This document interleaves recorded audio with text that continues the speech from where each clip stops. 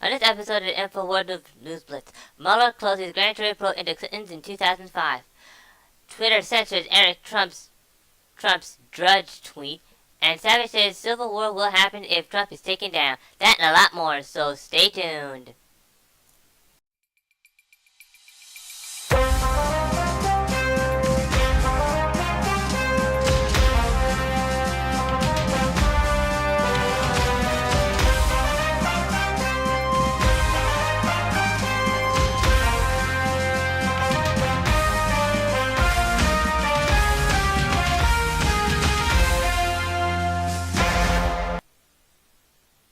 For the week of August 7, 2017, this is the first article here, and it's an article written by Jerome Corsi. The title is called, In 2005, Mueller closed grand jury probe into Clinton's pardoning of Marc Rich. Underneath it said, Clinton fixer. James Comey was DOJ chief prosecutor of Marc Rich pardon case. So yeah, there you go. And this is a pretty lengthy article too, by him too, so I'm not going to go any details. As an interesting role, former FBI Director James Comey played the decision to end the Marc Rich grand jury without any recommendation of prosecution. From 1987 to 1993, Comey worked in the U.S. Attorney's Office for the Southern District of New York, serving as the DOJ prosecutor who oversaw the prosecution of Marc Rich, the billionaire oil trader convicted of tax fraud and trading with Iran during the embassy hostage crisis. But in 2001, when Bill Clinton decided on his last day in office to pardon Marc Rich, Comey oversaw the criminal investigation but decided there was no wrongdoing on Bill's part, despite public outcry over the evidence that Rich's ex-wife had donated to Hillary Clinton's Senate campaigns. That Mueller and Comey were both considered to be Clinton fixers during the Marc Rich case bars merit, given the case of the grand jury was investigated, namely that there was clear suspicion Denise Rich, the ex-wife of Denise Rich, the ex-wife of Marc Rich, had bribed the Clintons to obtain the pardon. Rich had fled to Switzerland to escape indictment in the United States for tax evasion and literally traded with Iran while the American embassy personnel were still being held hostage in Tehran, among other criminal charges. In 1998, Denise Rich helped bundle a $150,000 contribution that was then known as the William Jackson Presidential Foundation to help fund the building of the Clinton Presidential Library, and the article will go on from there. But you see, they're all a bunch of crooks, and the Clinton Foundation, which, as Roger Stone calls it, is not a foundation. It's a slush fund for drifters. I mean, there's not much to say about it here, folks. He and Comey and Lynch, they're all Clinton fixers, and that's kind of the deal here. I mean, this whole Russia thing is just a witch hunt. But enough about that. This is an article that was broken on August the 4th, and as broke this article here. The title is called Breaking. Twitter censors Eric Trump's Drudge tweet showing great America jobs numbers. Tweet praise job numbers marked as potentially sensitive content. Yeah, right, liars. Eric Trump Friday exposed Twitter had censored a news story he shared showing great America jobs numbers. On Friday, to his followers, Trump showed how a tweet he shared from the Drudge Report Twitter account was blocked and labeled as potentially sensitive content. Why are many tweets about jobs on the economy being censored? Asked Trump. And you can see it here. You can see it right there too. Eric was attempting to share a Drudge Report tweet from CNBC showing July's job numbers growing by 209,000 jobs in July, beating the 183,000 expected growth. The shadow banned by tweet, which is also known as the shadow zone, by Twitter underscores how the leftist media platform actively works to hide tweets rather reflectively positive on the president. During the 2006 campaign, Twitter also censored positive replies to Trump's tweets, in addition to Trump sent out by Trump himself. Twitter CEO Jack Dorsey has previously expressed support for failed Democratic presidential candidate Hillary Clinton. And to continue with this stuff here is Alex Jones talking about that.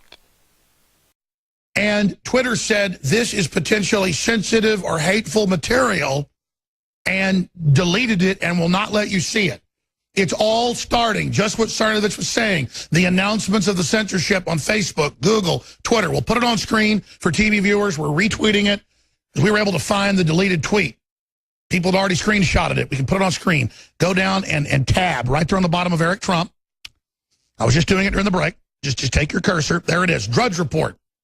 Jobs numbers, 209,000 last month, 1 million plus this year. Record number, 153 plus million employed. Economy showing strength. These are links to AP, Reuters, mainstream news. Boom! Twitter says Eric Trump, and now others reportedly, aren't able to share the link to Drudge. There you go, ladies and gentlemen. I'm having to show you on our own video streams at Infowars.com. Who knows, YouTube might ban this. We are not allowed to show you the jobs. We're not allowed to show you the stock market. We're not allowed to tell you. See, first, let us censor Nazis. Now it's jobs numbers. They're moving. They're sharpening their knives. They're getting ready to overthrow the president. And they're testing right now to see what they can do. For months, they won't let positive tweets go to the top of Trump's Twitter feed because he reads those and sees those and was asking people, why does everybody hate me now? Used to be all this great stuff and great videos. Okay, thank you. See, they're moving, folks. And you just heard what Alex Jones just said, right? They're moving to censor the president.